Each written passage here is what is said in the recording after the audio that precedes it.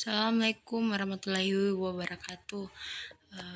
Pertama-tama saya mengucapkan terima kasih kepada Ibu Nazma SKM MKes dan kepada teman-teman yang saya cintai dan saya banggakan. Sebelum kita memulai presentasi ini, sebelumnya saya akan perkenalkan diri saya dan anggota kelompok saya. Yang pertama, nama saya Anissa Putri Bolota dengan NIM 502230003 dan ada Dahlia S. Sahadat dengan NIM 502230024 dan Wanti Suwardi 502230007. Untuk presentasi kali ini, sebelumnya saya akan menyampaikan bahwa ada teman saya yang bernama Wanti Suwardi ini, dia tidak berkontribusi dalam pembuatan tugas ini. Baik, saya akan masuk kepada materi kelompok saya, yaitu peran mikrobiota usus dalam regulasi nutrisi dan metabolisme energi.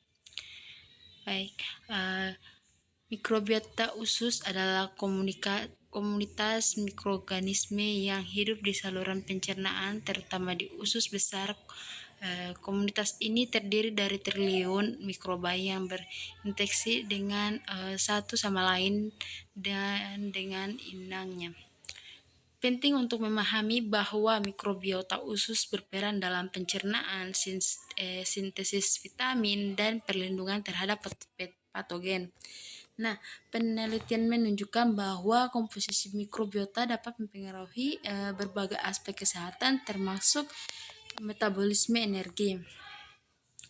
Nah, tujuan dari penulisan ini, yang pertama, mengkaji peran mikrobiota usus dalam regulasi metabolisme energi. Kedua, menjelaskan hubungan antara mikrobiota usus dan malnutrisi. Yang ketiga, memberikan rekomendasi menjaga keseimbangan mikrobiota. Nah, tujuan dari penulisan ini adalah untuk mengkaji peran mikrobiota usus dalam regulasi metabolisme energi dengan hubungan antara mikrobiota usus dan malnutrisi. Dengan memahami peran mikrobiota dalam pengolahan energi, kita dapat mengembangkan strategi pencegahan dan terapi untuk masalah kesehatan.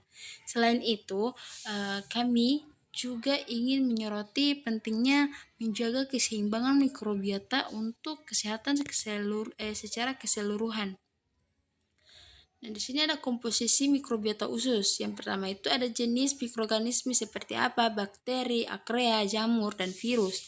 Terus kedua, pila dominan, apa itu,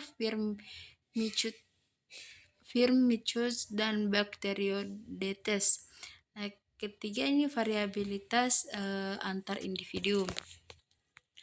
Jadi komposisi usus ini terdiri dari berbagai jenis mikroorganisme dengan bakteri berbagai komponen utama. Nah, dua pila dominan adalah Firmicutes dan Bacteroidetes yang bersama-sama menyambung sekitar 90% dari total bakteri usus. Nah, variabilitas ini mikrobiota antar individu sangat tinggi dan dipengaruhi oleh genetik, diet, usia, dan lingkungan.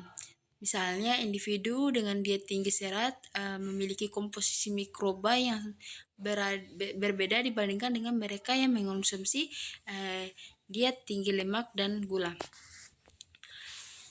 Fungsi mikrobiota usus ini, pertama, pencernaan dan penyerapan nutrisi. Yang kedua, produksi SCFA dan vitamin. Yang ketiga, dukungan terhadap sistem imun.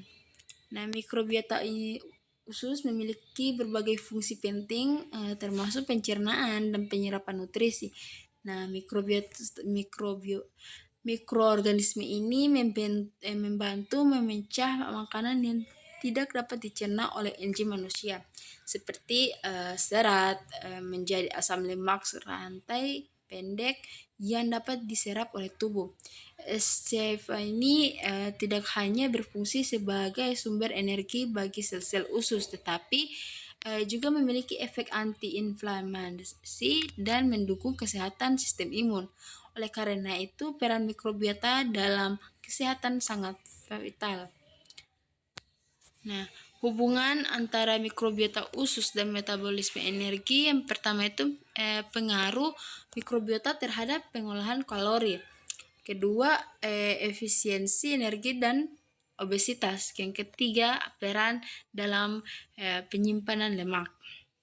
Mikrobiota usus memiliki pengaruh yang signifikan terhadap pengolahan energi dari makanan. Nah, penelitian menunjukkan bahwa komposisi mikrobiota dapat mempengaruhi efisiensi pengolahan kalori. Misalnya, individu dengan proporsi Firmicutes dengan lebih tinggi cenderung memiliki efisiensi energi yang lebih tinggi. Nah, yang dapat berkontribusi pada peningkatan berat badan dan risiko obesitas. Jadi ini menunjukkan bahwa mikrobiota usus berperan dalam pengaturan metabolisme energi secara keseluruhan. Mekanisme molekuler. Nah, jadi interaksi antara mikrobiota dan sistem imun sangat penting dalam regulasi metabolisme energi. Mikrobiota usus dapat mempengaruhi respon imun melalui produksi metabolit yang berperan dalam modulasi peradangan. Nah, misalnya dapat menghambat produksi sitokin pro-inflamasi yang membantu menjaga keseimbangan imun dan mencegah kondisi inflamasi kronis. Selain itu, SCFA ini dapat mempengaruhi metabolisme lipid dan glukosa di hati, sehingga berperan dalam pengaturan homeostasis glukosa. Di sini ada definisi malnutrisi. Nah, definisi dari malnutrisi ini adalah kondisi yang terjadi ketika asupan nutrisi tidak mencukupi atau tidak seimbang. Ini dapat berupa definisi nutrisi di mana tubuh tidak mendapatkan cukup vitamin atau mineral, atau kelebihan nutrisi yang seringkali terkait dengan konsumsi kalori berlebihan. Ketidakseimbangan nutrisi yang mencakup proporsi yang tidak dapat di makronutrien. Semua jenis malnutrisi ini dapat mengakibatkan berbagai masalah kesehatan yang serius. Terus dampak dari mikrobiota usus terhadap malnutrisi ini adalah ketidakseimbangan mikrobiota atau disbiosis dapat menyebabkan malnutrisi dengan berbagai cara.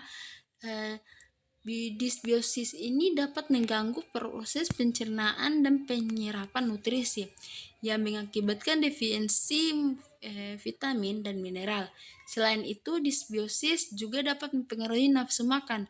Nah, beberapa mikroorganisme menghasilkan metabolit yang dapat mempengaruhi rasa lapar dan kenyang, hingga mempengaruhi asupan nutrisi secara keseluruhan. Nah, salah satu contoh kasus yang relevan adalah tentang disbiosis mikrobiota pada anak-anak yang mengalami malnutrisi.